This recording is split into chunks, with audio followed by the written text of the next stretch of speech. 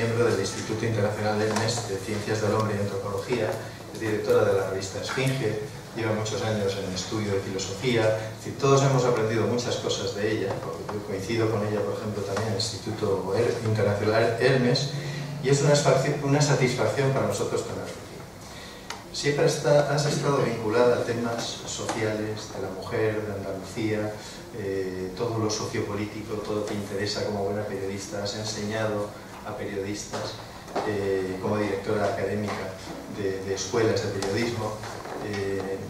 ¿Qué te ha llevado a ti a escribir este tipo de textos que uno diría, bueno, parece que es una trayectoria paralela o diferente a la que es su propia vida, pero parece que no, ¿verdad? Parece que sí, ¿no? Que son diferentes. Bueno, como somos herméticos, tú y yo, bueno, antes que nada, saludar a los que no habéis estado en el máster de escritura y deciros que yo estoy encantada de venir, no es la primera vez que vengo y espero que no sea la última. Y para contaros pues, algo que yo he disfrutado tanto, que he sido tan feliz y sigo siéndolo porque parece una mentira, pero yo venía en el autobús leyendo mi propio libro, decía yo, cualquiera que me vea dirá, qué ensimismamiento, ¿no?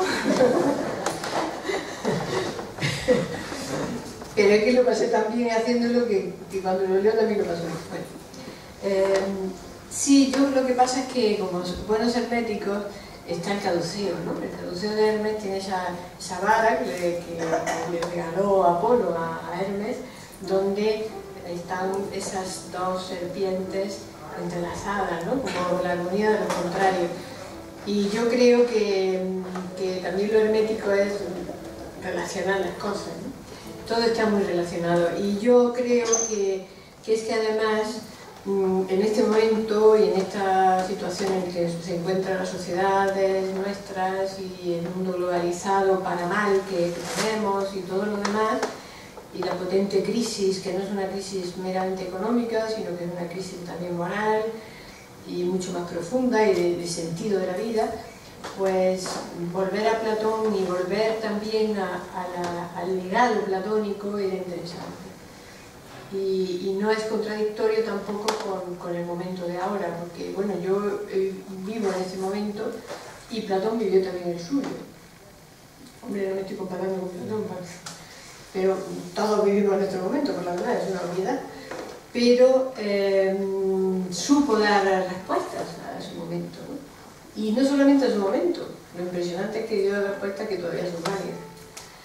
Por eso creo que es una fuente fiable, ¿no? Los periodistas le tenemos mucho valor, le damos mucha importancia a nuestras fuentes, ¿no? Un periodista vale porque tiene fuentes, porque tiene a quién preguntar.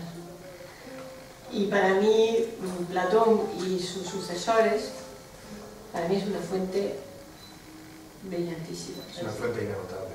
Inagotable y además fiable. O sea, que prefiero preguntarle a Platón que preguntarle a Hegel o a Husserl o incluso a Kant, con perdón. A pesar de estar tan lejos en el tiempo, tiene esa vigencia, tiene esa validez. Sí, porque, bueno, es que eso se puede comprobar tranquilamente leyéndolo, ¿no? Y sí, tiene respuestas y tiene...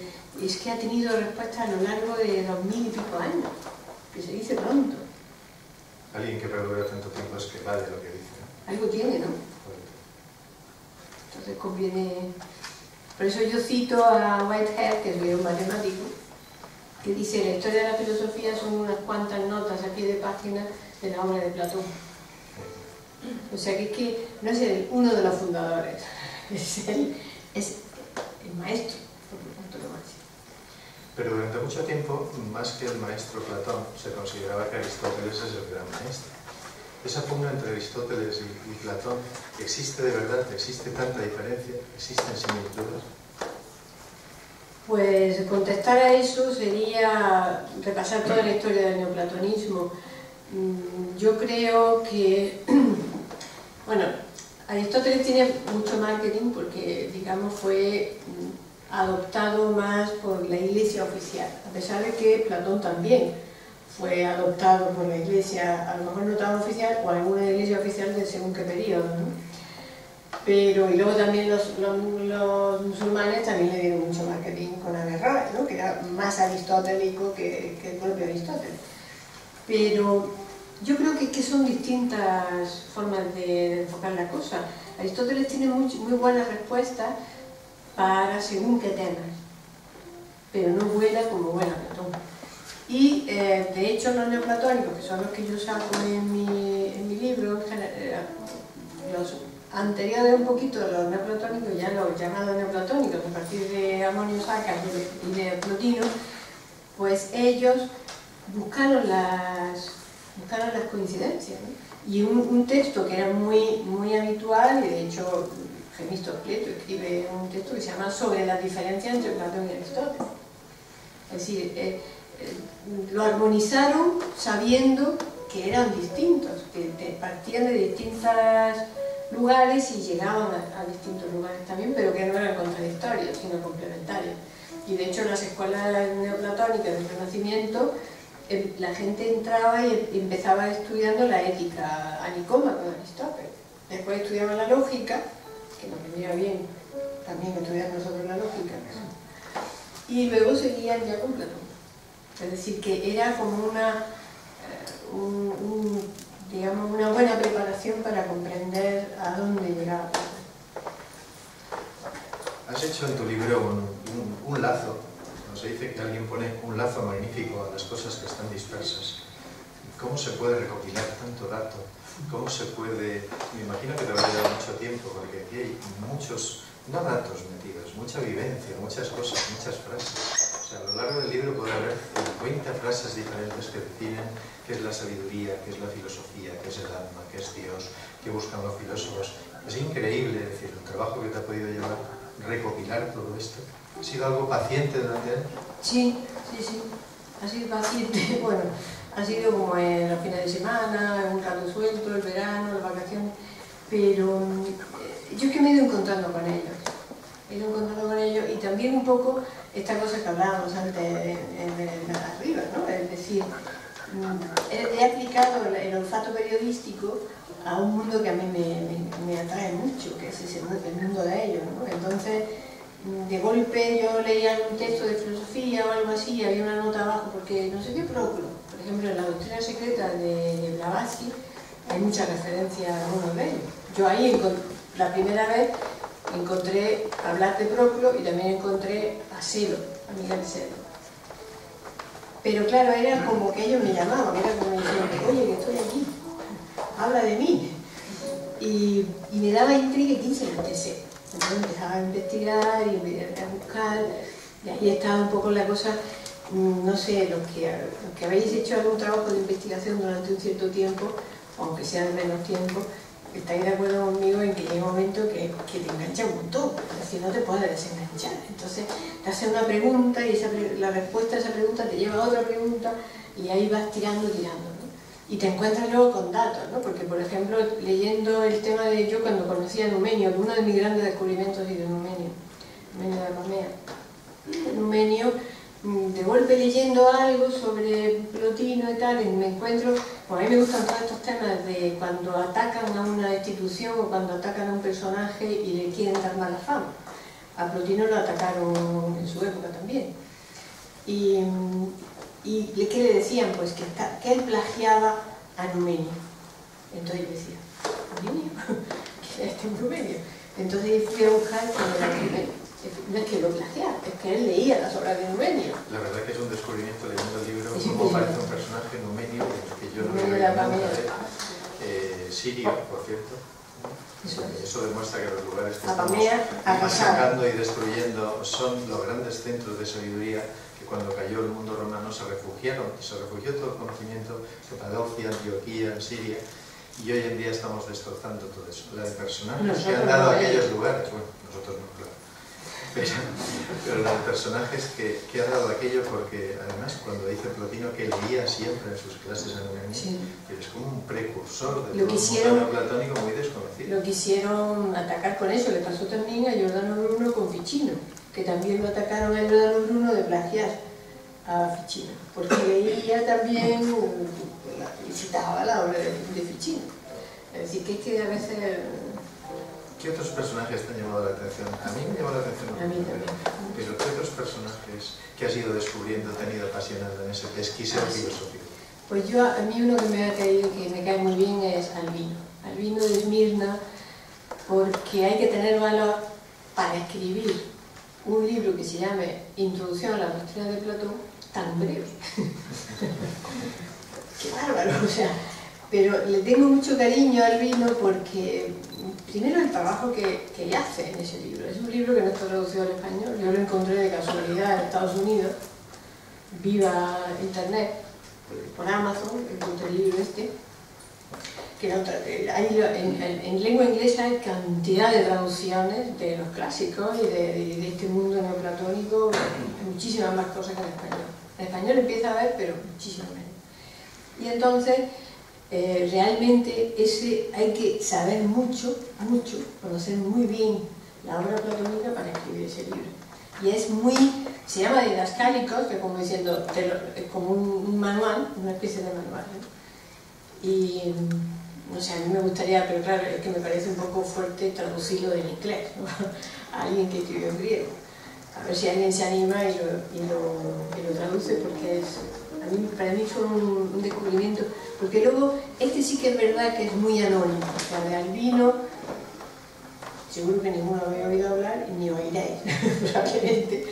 Pero el esfuerzo que hizo, y decía, yo creo que con esto que estoy diciendo, cualquier persona puede comprender mejor a Platón. Entonces es como él escribe las clases que le daría a sus alumnos, ¿no? de filosofía platónica. A mí también fue. Ese lo descubrí hace muchos años. La verdad que el libro es muy interesante, y para quien se plantee cómo es el libro, no son los amigos de Platón que viven en la época de Platón, sino todos aquellos continuadores de Platón que han bebido en sus fuentes y han ido aportando cosas, y van pasando los siglos, y uno se da cuenta que hay mucha gente que habla y sigue y practica y vivencia todas las ideas que aportó Platón. Eso quiere decir que más allá de personajes independientes siempre hay corrientes, grupos, gentes interesadas en que no muera esa sabiduría esencial. Sí, eso es una de las cosas que más me gustó conocer, ¿no?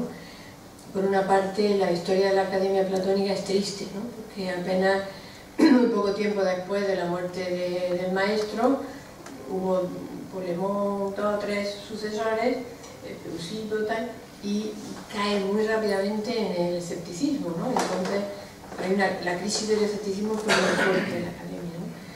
Y eso fue lo que más me enganchó, el movimiento que hubo después para recuperar, volver a leer a Platón.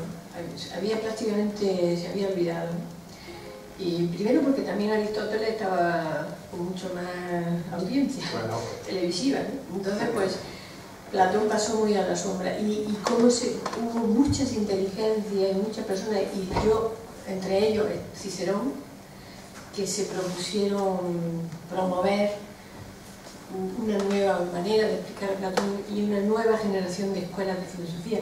Porque el hilo conductor de estos personajes no es solo que existieran como tales personajes. Todos o dirigieron o participaron, la mayoría dirigieron su propia escuela de filosofía o estuvieron al frente de escuelas de filosofía. Porque ese es el modelo más, que ha durado más. Ha durado más hasta que ya no volvió a durar, es decir, hasta que se terminó la última escuela de filosofía, que así se llamó como tal, aunque se llamó Academia, fue la de Florencia, la de Ficino. Ya después no ha vuelto a haber escuelas de filosofía como tales, ¿no? Bueno, ahora sí, escuelas de filosofía. Sí, es bueno recuperar esas ideas, esas viejas formas de entender la filosofía del conocimiento, pero asusta los muchos siglos que no ha habido nada. Los muchos siglos que ha quedado todo como dormido. No, pero no es porque no haya habido nada, es que la filosofía se quedó en las universidades, ¿no? Que se hizo mucho más especulativa, se quedó también en un ámbito meramente académico, y estos filósofos no son famosos, entre comillas, porque todos dicen, no es original, pero es que ellos no querían ser originales, ellos lo que hacían era transmitir el legado platónico, ¿no? Porque, por ejemplo, tenemos el caso de un Porfirio. Porfirio es grandísimo. Porfirio, él escribió un montón de obras por sí mismo, por Jámblico. pero si hubiesen querido ser ellos la gran estrella, lo hubieran podido ser. Pero ellos lo que querían era que siguiera el legado platónico adelante, el modelo, ese modelo de escuela de filosofía.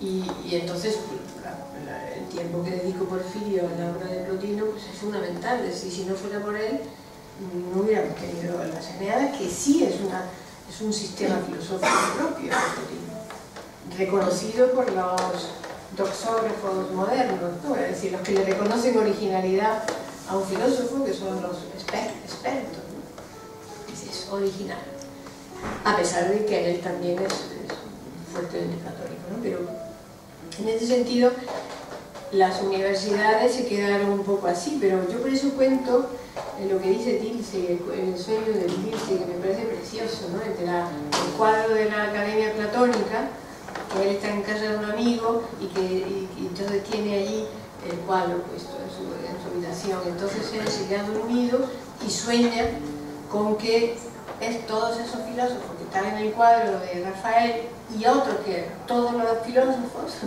posteriores, está Leibniz, está Kant, está un montón de... y están hablando entre ellos, ¿no? Como diciendo esto como una especie de coro, como cada uno va a dar una parte, una visión, pero todos están contribuyendo a la sabiduría. Cada uno da un matiz, pero todos forman un cuadro, ¿no? Forman un cuadro, hay una armonía, ¿no? Como si fuera una sinfonía.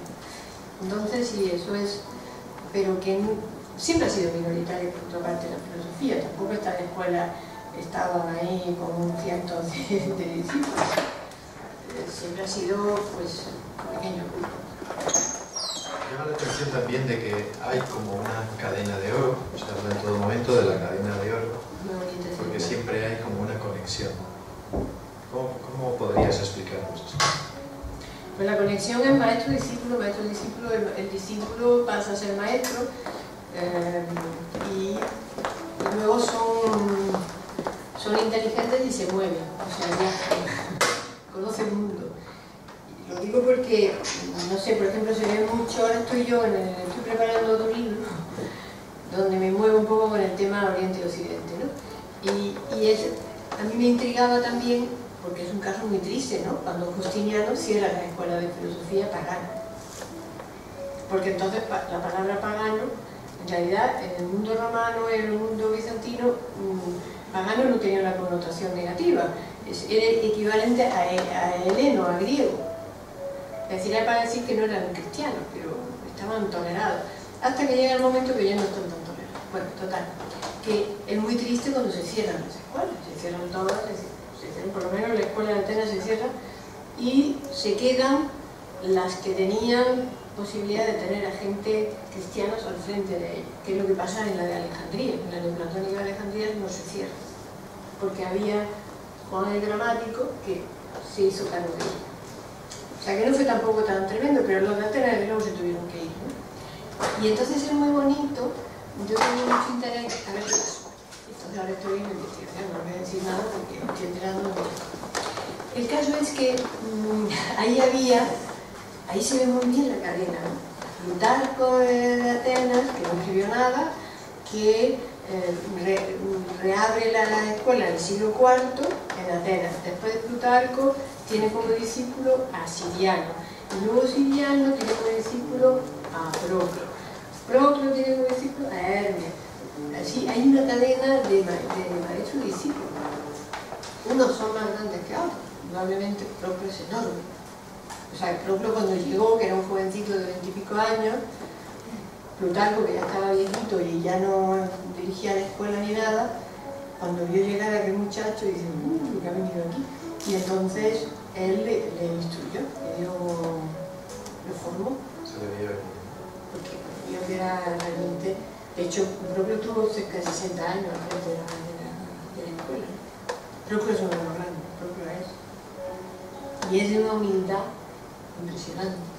Qué pena que tengamos, solamente en español, de Proclo está el comentario al Cratilo de Platón, que os recomiendo leerlo a los que os gusta la escritura, porque es sobre los nombres. Entonces hace un ejercicio tan interesante lo que comenta Proclo de lo que comenta Platón. Es una maravilla, ¿no? Porque ellos, una de las cosas buenas que tiene esta gente es que le dan, o sea, ¿se acordáis que hubo un momento que se opusieron los sofistas con los filósofos, ¿no?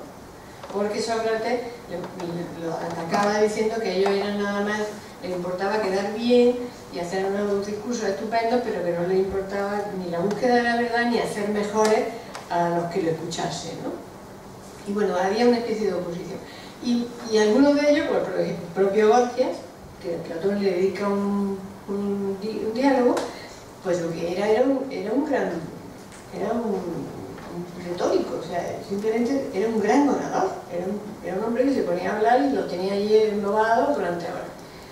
Total, que hay una especie de reconciliación también entre los neoplatónicos con la retórica.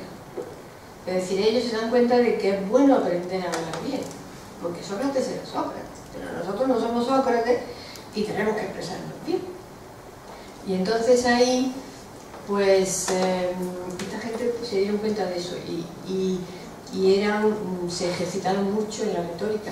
Y esto, por ejemplo, para el mundo bizantino es muy interesante porque, bueno, Selo era otro de un retórico impresionante. Y se podían pasar los bizantinos, eso que decía discusiones bizantinas, ¿no? Una discusión bizantina. No es tanto discusiones, sino que es que les encantaba el arte de la palabra. Combinar las palabras y decirlo y a ver tal, y ahora cuento este mito y no sé qué, los panegíricos, hay todos escribieron panegíricos y bueno, era una manera de, en fin, el que no se divierte porque no quiere, ¿no? Entonces por eso se divertían con eso. Y ahí es donde está también el tema del lenguaje, de que ellos le dan mucha importancia al lenguaje, y propio se da cuenta de eso y hace ese comentario precioso. Pero bueno, no sé qué era un buen esto. Parece que se nos va a un mundo oculto y profundo. Hemos ido a caer en un mundo mucho menos culto y menos profundo que ese mundo clásico. Bueno, es que, vamos a ver, yo cuando yo voy a hablar de todo esto, como yo le llamo mis números, ahí entro en un mundo maravilloso, pero es el mundo de ellos. No olvidemos que luego salías a la calle y había lo que había. Es decir, que hay que conocer un poco la historia y hay que conocer lo que estaba pasando. No quedamos en el aroma de los textos. No, lo digo por lo siguiente, porque ellos realmente, ellos habían venido a hacer lo que hicieron, ¿no? Y lo consiguieron en un mundo, el nuestro es terrible también, porque siempre decimos que horror, ¿no? Pero pensemos en Hipatia, en una Alejandría, siendo mujer encima, y con aquello que había en las calles, estos que se llamaban, uno le llamaban los parabolantes y otro le llamaban los filoponos, tienen dos nombres. Decían como milicias de decir vamos a matar paganos o vamos a matar judíos, porque le daban también a los judíos. Y entonces pensemos en esa ciudad, que era la ciudad más civilizada. Está muy bien expresado más en la película de arte, ¿no? Yo creo que está bien, sí, está bonito puesto, ¿no? Pero que en ese sentido nos ha tocado un mundo difícil, pero el de ellos no era más fácil. No es la idea de que y cuando tú eres pasado, un devoto de Atenea, ellos por ejemplo lo que hicieron estos últimos filósofos neoplatónicos de Atenas, cuando se cerraron las escuelas, sus estatuas de Atenea, de Hermes, que tenían en la escuela de filosofía, las enterraron. Y cuando hicieron las excavaciones en el siglo XIX, porque estaba cerca de la Acrópolis, la escuela, digamos la bajada, encontraron muchas de la Venus de Milo, no sé si la Victoria de San Montalvo, creo que no, pero hay varias importantes estatuas que habían sido guardadas, enterradas por estos filósofos, por gente culta, ¿no? Pues ya lo que quedaban eran los cultos. Los no cultos ya se habían convertido al cristianismo. Que es la base de mucho del Museo de la Acrópolis, del nuevo Museo de la Acrópolis. Sí, hay muchas estatuas enterradas. Por eso, yo a veces me pregunto, ¿por qué están enterradas las estatuas? Algunas porque se cayeron y se quedaron enterradas. Pero hay muchas que es que las enterraron para protegerlas, para que algunos las descubrirían alguna vez. Y es curioso, porque eso fue lo que pasó en el Renacimiento. Cuando estudiábamos el Renacimiento nos contaban cómo se extiende la cosa de la arqueología y excavar, excavar y sacar y sacar, ¿no? Curioso, ¿no? Pero tuvieron que pasar 1000 años. 1000 años. Hasta que volvieron a sacar las estas. En el libro hablas también de las doctrinas ocultas o secretas, o más bien para círculos privados, de Platón. En todo momento, todas las escuelas, todos los maestros han diferenciado esos dos niveles. Sí, han diferenciado esos niveles, sin duda. Había siempre algo un poco más interno, bueno, ya eso lo inventó Pitágoras. No, tenía los matemáticos, los acusmáticos, ¿no? Era un poco el círculo externo y el círculo interno. Y eso es un modelo que está en todos lados, ¿no? Porque Plotino también lo hizo, todos tienen un poco eso. Y algunos comentarios dijeron que Platón, pues, o sea, que no necesariamente Platón les contaba a sus discípulos lo que luego escribió en los diálogos. O sea, cuando escribió los diálogos. Y ahí fue metiendo lo que le enseñaba a sus discípulos en sus clases. Y hay cosas que están en los diálogos que uno lo lee y no lo ve. Pero si tienen un poco algunas claves interpretativas, entonces los ves y ves la intención que tiene Platón. ¿Quién hizo eso? Los neoplatónicos. Son los neoplatónicos los que se cogen los diálogos y empiezan a decir: aquí Platón ha querido decir esto simboliza tal. Y hacen una hermenéutica de lo que Platón había escrito. Y entonces uno se queda un poco estupefacto porque realmente nada es casual, nada es un recurso literario, que eso es lo que dicen los comentaristas, que tienen un poco como poco luces para ver las cosas así sutiles. Y entonces dicen, recurso literario. Pero vienen estos neoplatónicos y te dicen, por ejemplo, cuando comentan el Parménides, o cuando todos comentan el Parménides, el Timeo, la República, el Fedro, hay algunos que les interesan más que nosotros. Qué casualidad, ¿no? Quiere decir que esos diálogos son unos diálogos más oscuros, es decir, más velados por el propio Platón, a la hora de escribirlos, pero no a la hora de explicarlo a su discípulo. ¿Me explico? Porque Platón tampoco estaba muy contento con lo de la escritura. Y eso que mira que escribió, ¿no? Y hay que agradecérselo, ¿verdad? Pero él decía que hay cosas que no se... que en los libros no sé... que el problema estaba en que al leerlo en el libro te crees que te lo sabes, pero no ha pasado por ti, no te ha llegado a ti, a tu interior, ¿no? Hasta que no llegue a tu interior y lo haces tuyo, no se puede decir que lo sabes. Y eso no lo puedes conseguir si no te lo enseña alguien, si no te lo muestra alguien que lo ha descubierto antes que tú. Esa es la magia de la educación, ¿no? De sacar de dentro. ¿Cómo era? Me gustaría que hicieras una visión de cómo era la escuela de Platón. Yo que sé, no se sabe mucho. Yo lo que he oído, lo que he leído, pues es que la verdad que no se sabe mucho, eso es que... Desde luego las matemáticas son muy importantes, es decir, en la escuela yo creo que Platón tuvo como modelo, en alguna medida, la escuela pitagórica. Pero hay que decir también que la escuela pitagórica, pues él también, como esto es una cadena, él trató de evitar el problema que tuvo Pitágoras. Es decir, que es que Pitágoras cogió un núcleo tan súper selecto y tan selectísimo que luego le costó trabajo tomar contacto con la realidad y cuando se dieron cuenta, pues por pocas se lo cargan de verdad a todos, ¿no?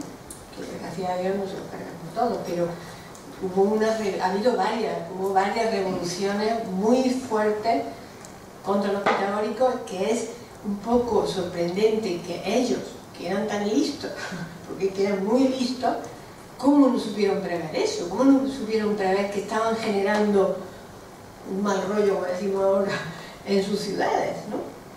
O sea, los pillaron de sorpresa.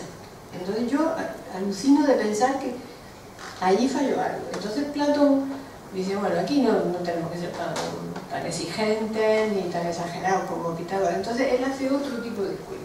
Él forma un tipo de escuela más propia, o sea, más adecuada para la época que le ha tocado vivir, que es la época de la democracia. Es que Pericles está en la democracia y tiene como maestro a Anaxágoras, que es una de las cosas que a mí esto ya lo digo así, no lo he comentado nada porque es verdad. O sea, después de estudiar los filósofos presocráticos te das cuenta que a quien más atacan eran las tiranías, estaban más a favor de la democracia, porque ya no podían hablar de una aristocracia del espíritu, porque nadie lo hubiera entendido, nada más que ellos y sus seguidores más cercanos.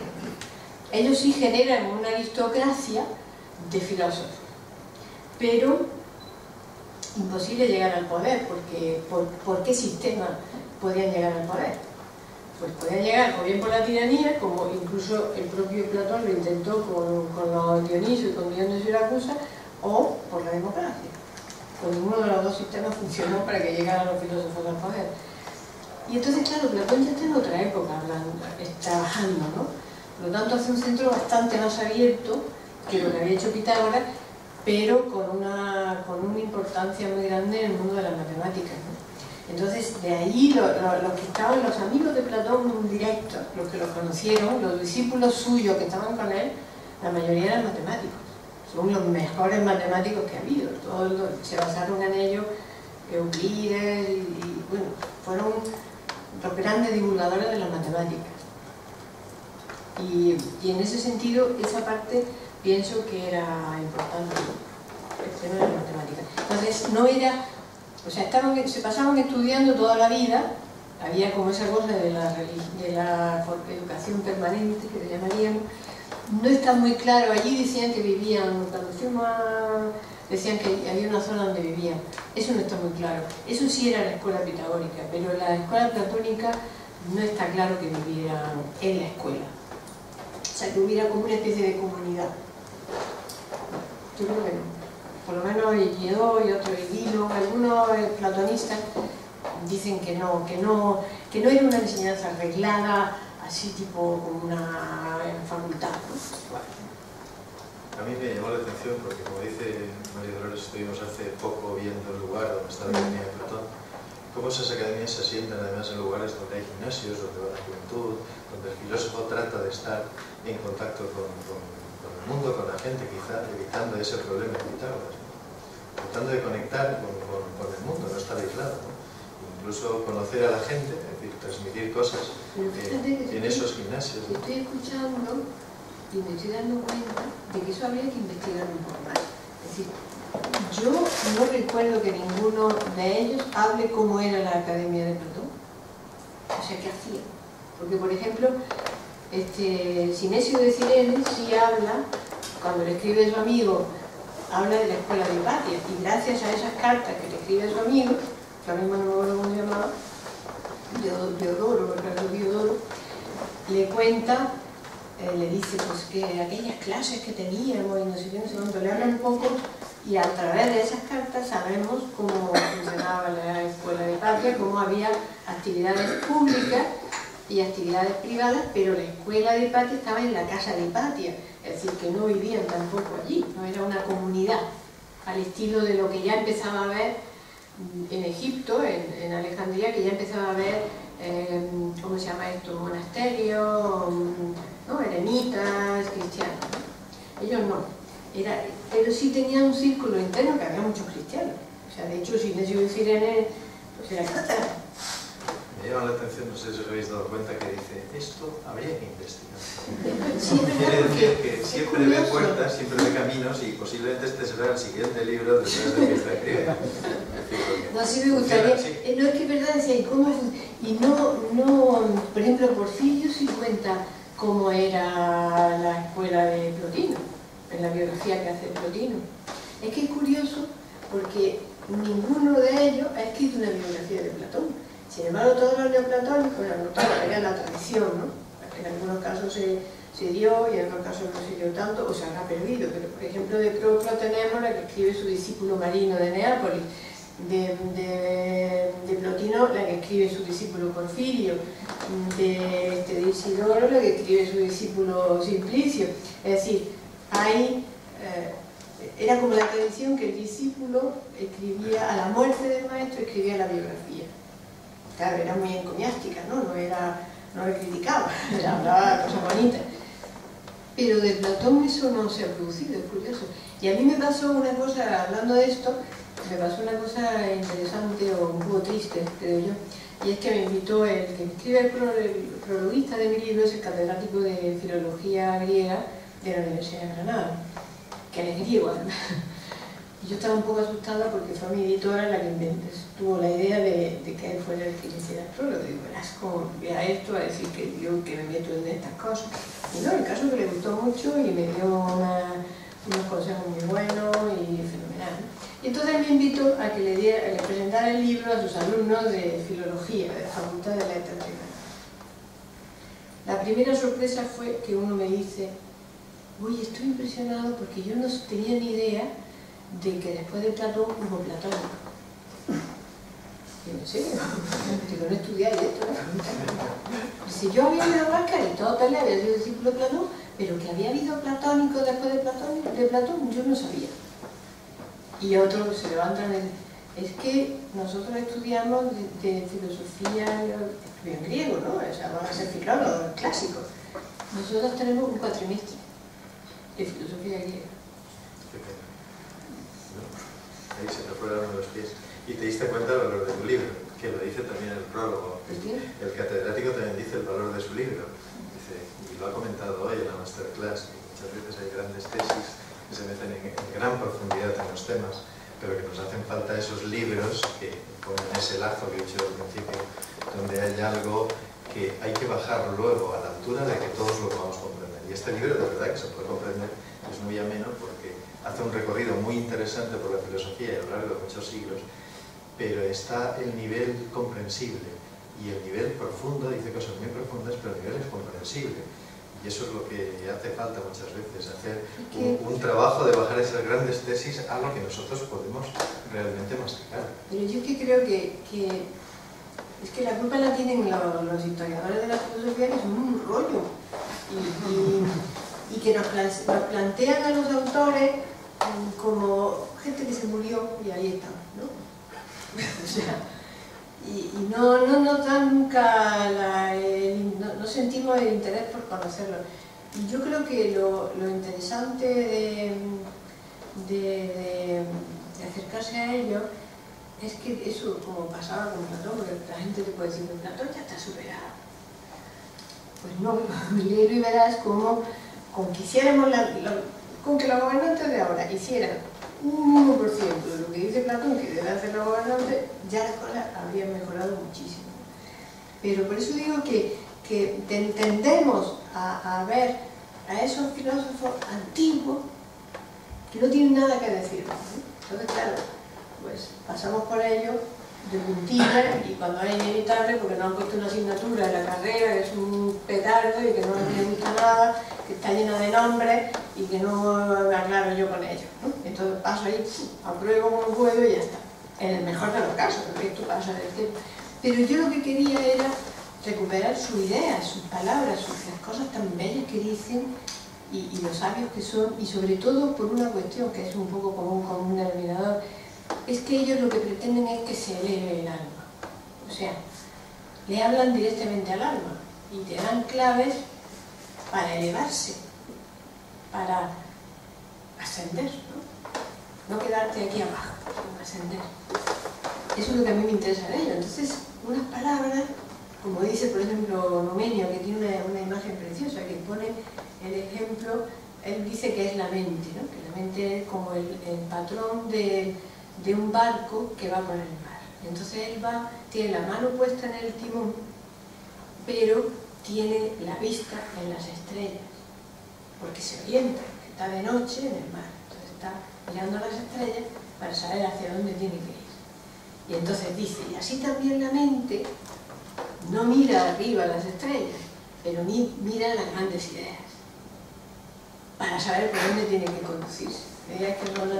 Nada más que eso es una belleza, es algo que te da una clave de salir de estas cosas de todos los días, de lo sensible, del mundo de las emociones, las pasiones, las preocupaciones, el físico, toda esa cosa, y ascender Pero tal vez, igual que la gente tiene la idea de que los grandes filósofos son como figuras de cartón que se han quedado ahí congeladas, también tienen la idea de que la filosofía es algo de cartón, que está congelado, que no sirve para nuestro tiempo, porque tengan la idea de que ya se transmite. Claro, y aquí podemos decir, podemos hacer un poco como la teoría de la conspiración, el qui prodest, es decir, ¿a quién le beneficia que sigamos pensando así de la filosofía? ¿Qué lo ha dicho? De hecho, el libro hay como, he dicho como 50 definiciones de la filosofía como, sí, como el anhelo del alma, la búsqueda, digamos, la sabiduría como amor, la sabiduría como búsqueda de la belleza, pero una belleza de lo físico, de lo aparente, de lo metafísico, de lo profundo, incluso llegar a los dioses, a la divinidad, etc. Ponen unas definiciones de filosofía preciosas que se salen de cualquier canon que uno encuentra por ahí. Sin duda. Por eso pienso yo que efectivamente, no sé, ahora por ejemplo han dicho, ahora se va a quitarla, ¿no? Ya este curso ya la filosofía en el bachillerato es una optativa o algo así. Entonces yo todos los años, la primera clase que doy a mis alumnos, el miércoles que viene tengo la primera clase del curso, pues yo le hablo del mito de la caverna. Y todos conocen el mito de la caverna.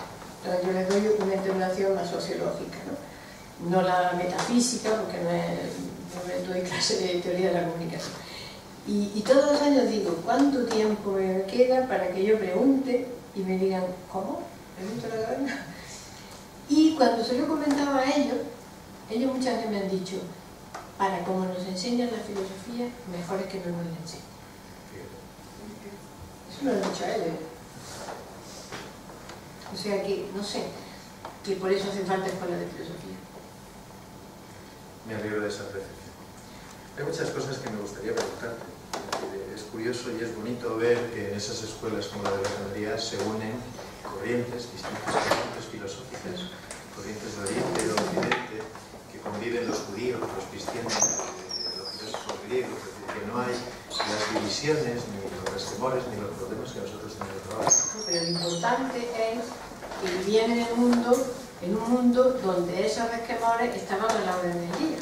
Porque es que en la Alejandría esa, donde había de todas las religiones y tal, porque es la fórmula es el eclecticismo, que también es platónico. Platón también es ecléctico, porque Platón cita a Heráclito, a Cratilo, a Parménides, es decir, no inventa él una teoría nueva, él se basa en los filósofos anteriores y los combina y los relaciona unos con otros, porque también podríamos pensar que también se peleaban entre ellos los filósofos presocráticos, ¿no? Entonces él los armoniza, pero en ese sentido, ese eclecticismo ellos sí lo tenían y fuera no lo tenían, es decir, en la calle, eso lo narra Amenábar en la película, porque en la calle eran por barrios, es decir, ahora estos parabolanos iban a cazar judíos, vamos a cazar no sé qué, echaban a tal, es decir, estaban constantes los monofisitas, los nestorianos,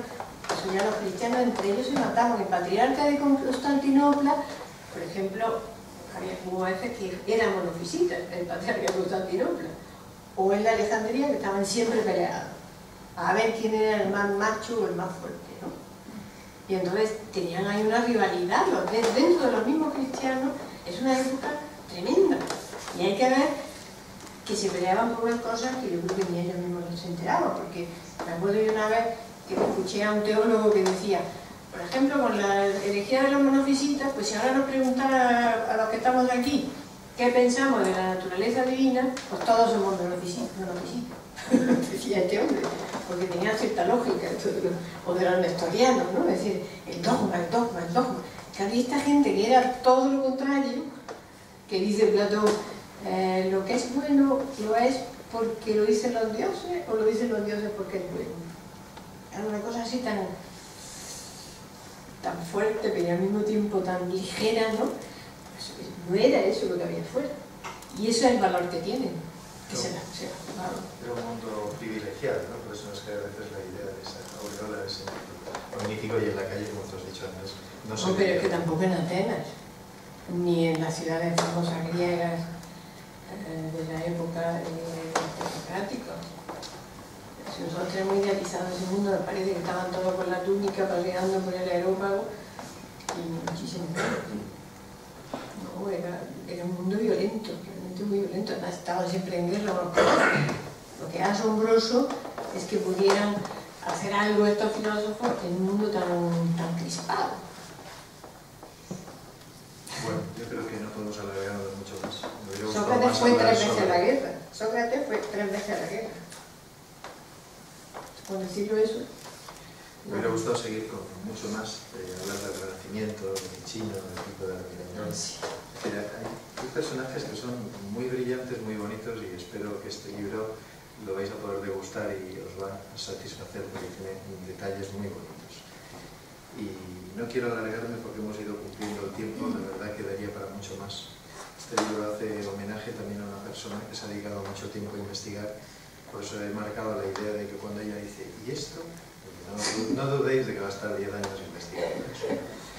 Lleva muchos años investigando, preocupándose de lo social, de la mujer, de la filosofía, de la sabiduría. Hombre, es que las mujeres tenemos siempre que... Del hombre, de todo. Es una persona inquieta, como es culta, inteligente, y os ofrece lo mejor, que es este libro, y creo que nosotros lo mejor que podemos hacer hoy es presentaros este libro, que es también una gozada dentro del mundo de la filosofía, porque descubre muchas cosas que no están por ahí.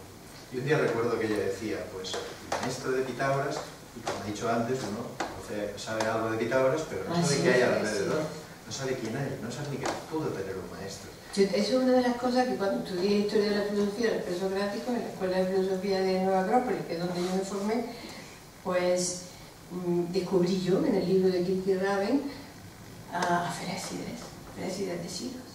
A que nadie había dicho nada, pues este tío era un maestro. ¿Cómo sería Ferécides de Siros que cuando estaba a punto de morir, Pitágoras lo dejó todo y se fue a cuidarle?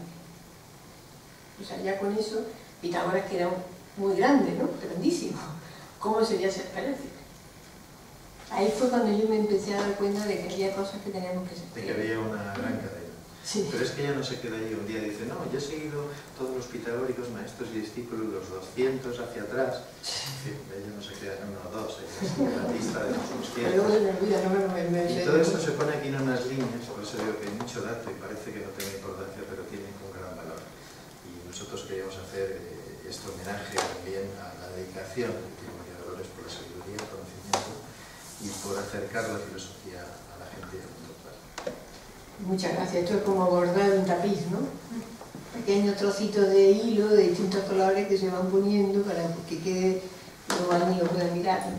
Pues algo así. Muy vistoso, muy bonito y muy profundo. ¿Alguna pregunta? Porque aunque estamos justos, pero siempre tenemos que preguntar a ustedes algo.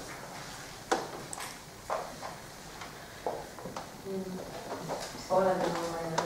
Hemos dicho que estamos perdiendo en el siglo XXI según su capacidad de observación y por lo tanto de sombra y formular cuestiones para averiguar y buscar esa verdad. Yo creo que sí, pero no más que entonces, ¿no? Es decir, yo pienso, cuando ves cómo era el mundo antiguo, cómo era la sociedad, y que aquella gente no se asombrara de que la sociedad fuera así, ¿no? Porque es que era una sociedad muy violenta, muy cruel, incluso en el Renacimiento, que tanto nos gusta, el Renacimiento, y qué bonito, tal y tal, pues resulta que había un tipejo como el Savonarola, que les decide y les pone en la cabeza todo así para que quemen todas las cosas bellas que tienen en su casa, y la gente es tan tonta que va y las lleva. O en la época esa época del Renacimiento, un hombre podía matar a su mujer y no solamente no lo condenaban ni lo ponían preso ni nada, sino que casi que lo felicitaban, le daban un premio. Es decir que, entonces esa gente le parecía eso normal, o sea, no tenía mucha capacidad de asombro, por lo que yo estoy viendo, ¿no? O sea, porque ya el asombro ya no es solamente con la elevación, sino la injusticia, ¿no? O sea, aquello que decía Platón, ¿no? Mejor es padecer la injusticia de cometerla, ¿no? Pero es que aquello era el reinado de la injusticia, es que son unos disparates horrorosos lo que pasaba allí, ¿no? Es decir, eran sociedades verdaderamente muy crueles, ¿no? Y a veces nosotros cuando decimos hemos perdido la capacidad de asombro, en realidad lo que nos pasa es que no reaccionamos ante realidades que tenemos ante nuestros ojos. Pues eso le pasaba a ellos también, porque tampoco reaccionaban mucho, ¿no? Cuando se daba aquello tan normal, ¿no? Pues ahora es que nada más que de pensar lo que se debió de quemar en aquella hoguera famosa, la hoguera de las vanidades de Florencia, y que luego este señor también lo queman a él, bueno, por lo menos nada, quien a hierro mata, hierro muere. Pero vamos, él era el enviado de Dios. Y cuando era el enviado de Dios, que quemen las cosas. Y luego resulta que ya no era el enviado, en fin. Era un mundo caótico y un mundo muy duro, muy difícil. Y pues, esos papas, y los papas que había, en la Iglesia Católica, después de haberse quemado a tanta gente, resulta que los papas eran un horror, eran un mal ejemplo espantoso. Ahora tenemos unos papas que son unos santos en comparación con aquellos. Es decir, ¿cómo podían soportar esos papas? Que estaban todo el día de banquetes y bueno, tenían hijos por todos lados, bueno. Y además nombraban a los papas los Medici, los Colonna, la grande familia, los capitalistas de la época, claro, eran los que nombraban. Entonces ahora nos escandalizamos mucho con las multinacionales capitalistas. Pero y entonces también, lo que pasa es que era todo más bonito y tenían unas capas bordadas estupendas. Pero eran ciudades asquerosas. ¿Cómo era París antes de la revolución? Es que claro, como decía muchas veces el fundador de Nueva Acrópolis, decía, es que hay que leer la historia, es que la gente no lee la historia. Y es verdad, hay que conocer cómo era París en la época de la Revolución Francesa, que era un asco. O sea, la época de la Ilustración tan bonita, ¡ay, la Ilustración! ¡Ay! La Ilustración era aquello una porquería. Todos lados. O el siglo XIX en Inglaterra. ¿Cómo era Londres en el siglo XIX? Con el que ya se encarga Dickens de contarnos unas cuantas cosas, ¿no? Es decir, que yo a veces nos quejamos de nuestro mundo, pero vamos, yo desde luego que no me transporten a esa época, siendo mujer menos todavía. No, de mí de mi vida, ¿no? O sea, yo, no sé, creo que no es justo. ¿No te parece a ti? Que sí, que la gente estaba tan contenta.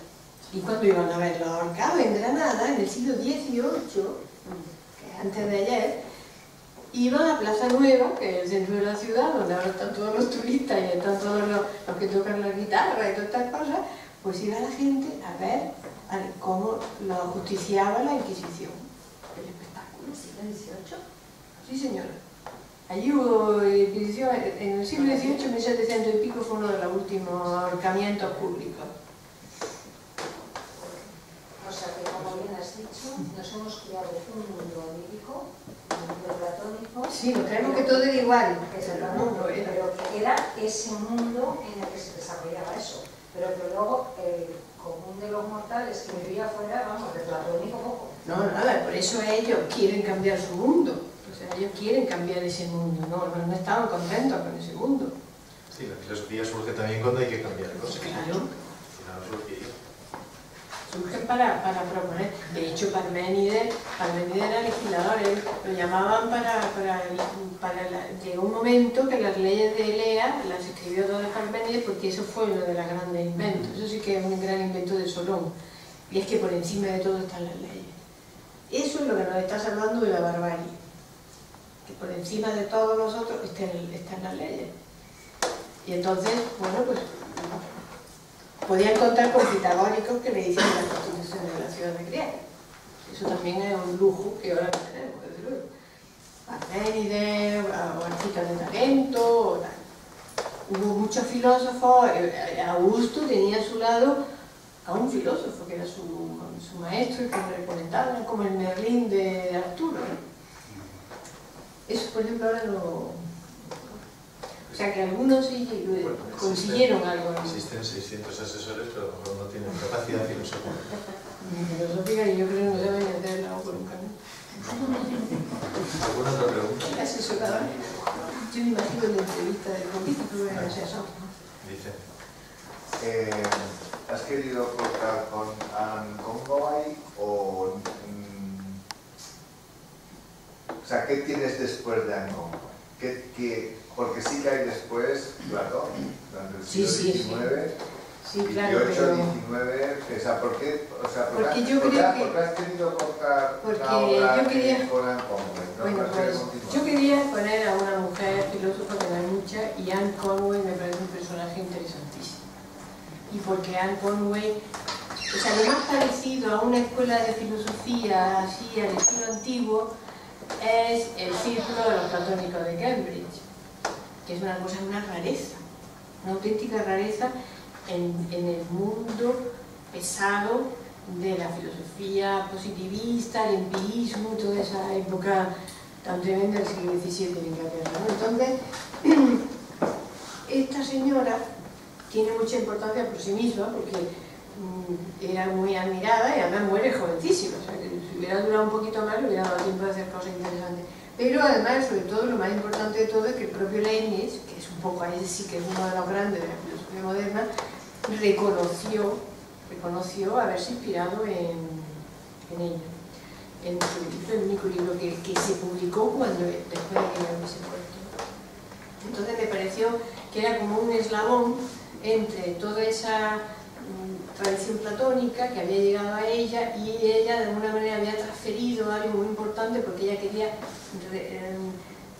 decir de alguna manera lo que era la intuición, porque ella se escribía con Descartes y se ponía nerviosa de lo racionalista que era Descartes, y que no era capaz de subir de la intuición, y ella quería que el alma humana reconociese a Dios, y que se supiera cómo el alma humana reconocía a Dios y cómo podíamos reconocer a Dios en la naturaleza, y hacerlo de manera filosófica y no de manera dogmática. De hecho, luego se volvió un poco fanatiquilla al final de su vida, pero sí fue un puente muy bueno, porque, hombre, yo creo que la figura de Leibniz, no podíamos decir que Leibniz sea un platónico, no, que Leibniz era, yo qué sé, otra cosa, muy diferente. Ya escuelas como tales, como personajes sí, pero yo lo que quería era gente que se reunía, que hablaba, que se formaba, que influían, que tenían un poco el modelo platónico. Bueno, lo más parecido a eso también está el caso de Gadamer, pero son nombres sueltos, ¿no? Pues son profesores universitarios, y ya sabemos cómo son los profesores universitarios. Es decir, que en realidad están ahí para hacer carrera, y sus discípulos pues son discípulos que hacen carrera, pero no buscan, son como los sofistas en realidad, no son intelectuales, no son filósofos. No crean un núcleo. No, que no buscan la verdad, no sé, no tienen esas inquietudes, ¿no? Tampoco en la línea de los sofistas. ¿Alguna última pregunta? ¿No? Bueno, pues... Esta era la penúltima. Agradecerle entonces a María Dolores su visita y bueno, que podamos disfrutar de este libro como ella. Pues muchas gracias.